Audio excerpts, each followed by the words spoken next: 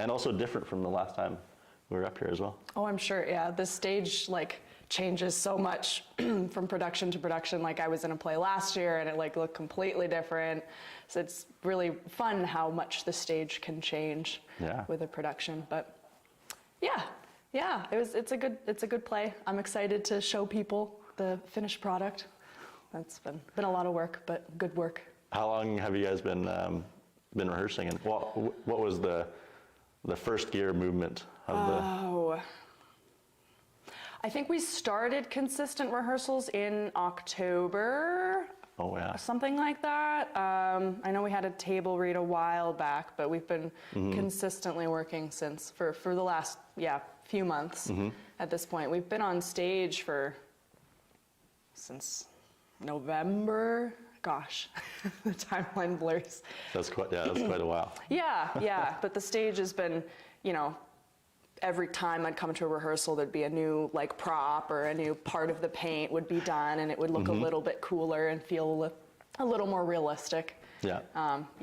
But it's come a long way. Oh, for sure. Excellent. Yeah, very cool though. Yeah, this I'll say this is my first time on a proper set stage. Really? Yeah, I in high school I walked into the theater and I went, oh, that's cool. I'm gonna read some lines, and got very nervous. I think they were very encouraging, and like I could probably stick with it and done it, but tucked my tail and ran away.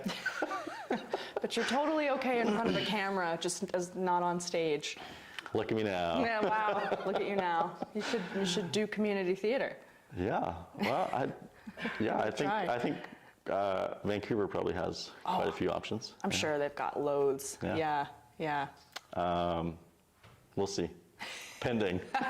You've got enough going on right now. Maybe once, So far. Down the road. Yeah. So when did you first jump on a stage or find yourself on this side of the seats? I think the first play I ever did, I was in 5th grade. It was one of those, like, it wasn't like a full play. It was a bunch of little mini, because it was like a group of kids telling a bunch of scary stories, and they would do the story, and I played a little old lady who gave a child a doll that was haunted. And I remembered, like, I got to do an evil old lady laugh, and I'm like 11, and I was so excited. And I was like, this is for me. And I've been doing it on and off ever since. Not the little old lady. I haven't done that since. Yeah. Probably one of my favorite roles, though. What was the name of that one? Do you remember? I don't remember. It was like Scary Stories or something like that. I don't remember the name of it. Yeah. But it was fun. I had a good time. Those school plays seem to be a good place to start. Yeah. They're low stakes, but they feel high stakes because absolutely. You're on stage. The first time you're getting up there and yeah. I mean, I still get it's like drinking too much coffee in the morning for me, for sure. Every time we get counted in, it's like, oh, here we go. I know people who have to, like, they'll drink like Red Bulls every night before a show or something, and I'm like, I don't need that. The adrenaline alone is enough energy for me. If I had caffeine on top of this, I don't think I might pass out. I don't think I could do it. Or jump ahead a couple lines or something. I get to talk too fast. No one knows what I'm saying. Yeah. The flight path, and forgive me for asking, but the writer of it? Norm Foster. Norm Foster. Yes, Here on the Flight Path. Yeah, Here on the Flight Path. Yes. Yeah, it's, like I said, from what we saw, it seemed, is it a bit of a dramata? Is it a bit of a drama comedy? Yeah, I would say so. Yeah, there's a lot of jokes and goofy, weird bits and pieces, and the characters are all weird and quirky, but I think he does a really good job of adding notes of seriousness and, heartbreak, bittersweet moments, things like that. So if that's what a dramedy would be defined as, then I would say so. We might have just coined a new term here in Cranbrook. Oh no, I cannot credit myself. Dramedy. It seemed like it was touching on some serious life events. Yeah. Yeah. Yeah. And I think you only saw one character, but the other characters in the production they're unique, completely different, their own fun thing. Yeah. Yeah. And I really like how you can easily tie in off-screen characters without, I think, even voicing them or touching on them with theater. Just with explaining, you're crafting a world with your words essentially. And it was quite funny. The neighbor segment. I'm not sure if they ever came to life on stage, but from the description that I heard, it was they were quite funny. Referencing, we do reference a few people who never show up on stage, but they are present throughout the whole play. A couple people, Mr. Bishop across the hall shows up. He doesn't show up, but we talk about him multiple times, which is funny. Yeah. I think we've, to a certain extent, we've all had neighbors that fit the individual roles to some degree. Oh yeah. The loud ones. Yeah. The loud ones. Like back home, we have neighbors that they're great people, great folks. Sad to see them go because they will be moving out this year. But you can tell when they have a friend over or when they get mail or something. It's like bop, bop, bop, bop, bop, down the stairs. Yeah. But it always brings a laugh. Or one of them plays trumpet, and it's. I mean, we don't mind it. We usually put on the song that he's playing. So. Oh, that's nice. That's sweet. Trying to remember the name of the song. Hips don't lie. Hips don't lie. Hips don't lie. Oh, that's a fun song to play the trumpet.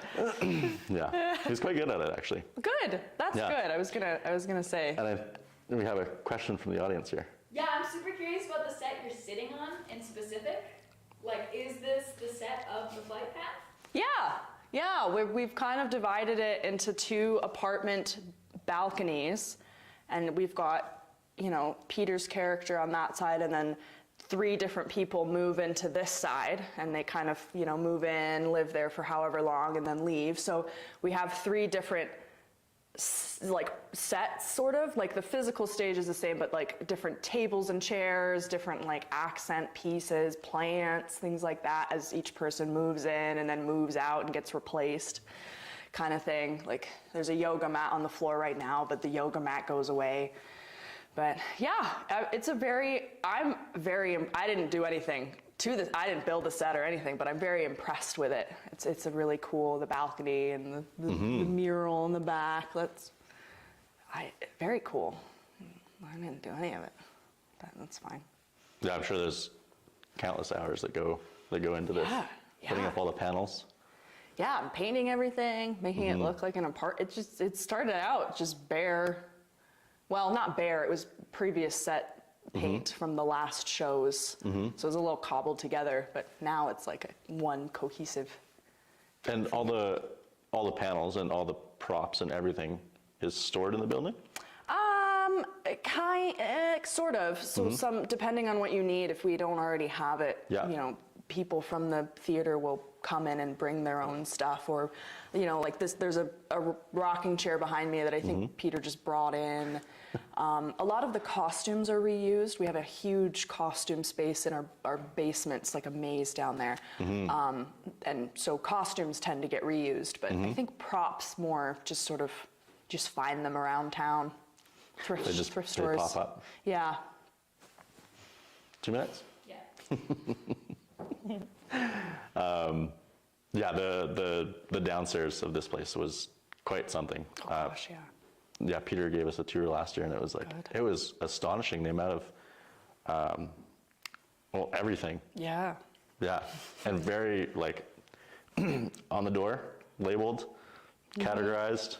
Yeah, there's a map. You need a map. You need a map. To navigate that space. Yeah, absolutely. It's pretty fun though. Yeah. It's pretty cool. Yep. Yeah. Do you have any future plays besides this one?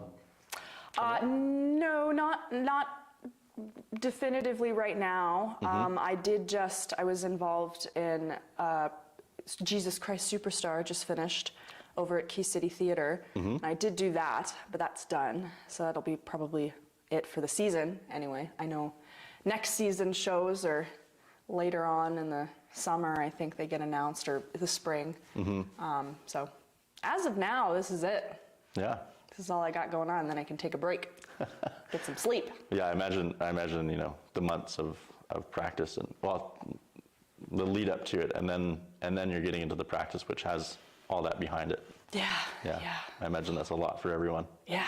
And I'm not even I'm just an actor. I'm not I don't do anything with the costumes and Peter, he's doing everything. He's doing so much more than I am. I just show up and act. He's got to do all this other stuff. Yeah. The cobbling together and the wrangling. Yes, the wrangling, make sure people show up on time, and media. Oh man, so many different hats that I do not have to wear. Yeah. Well, I mean, he has a lot of selection downstairs. That's true. That's true. He's got many. He can put on many hats. Yes, Yeah. he certainly could.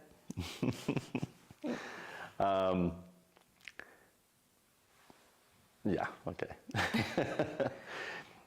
What's a favorite angle for this play? Favorite angle? Yeah, a highlight. If you're allowed to bless us with a little on stage.